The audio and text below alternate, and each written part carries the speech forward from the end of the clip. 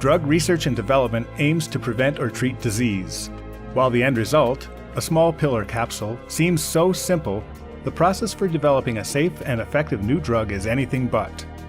Development can take as long as 20 years and cost more than $1 billion.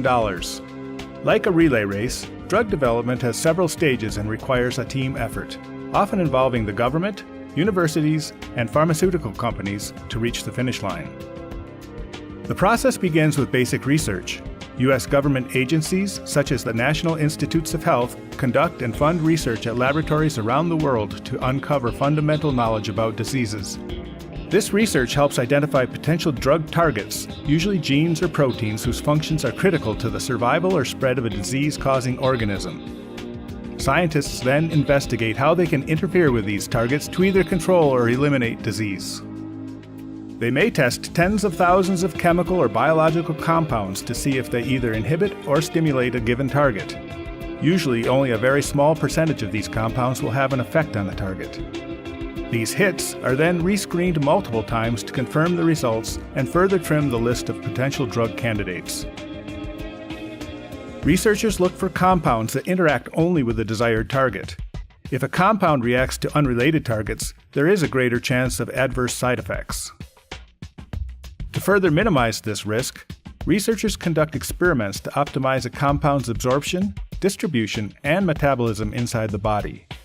These studies help determine which compounds are safe and effective enough for further testing. With the results from these preclinical studies, drug developers seek permission from the U.S. Food and Drug Administration to begin testing the compounds in people. If granted, scientists embark on a 3-phase clinical testing process that will determine whether a drug will be approved for public use. Because clinical testing requires a substantial investment, it is common for pharmaceutical companies to play a larger role during this stage. Phase 1 clinical trials test an experimental drug in about 20 to 80 healthy adults to evaluate its safety, determine a safe dosage range, and identify side effects.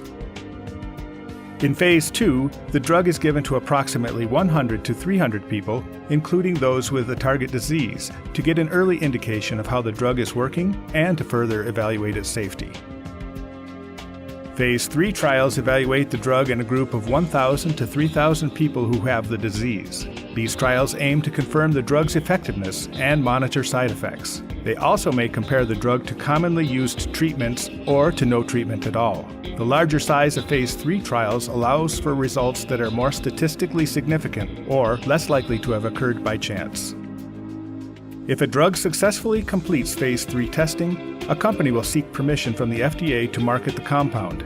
Its application contains data from all the preclinical studies and clinical trials, along with information that the FDA will need to make its decision on the drug's safety, efficacy, and quality.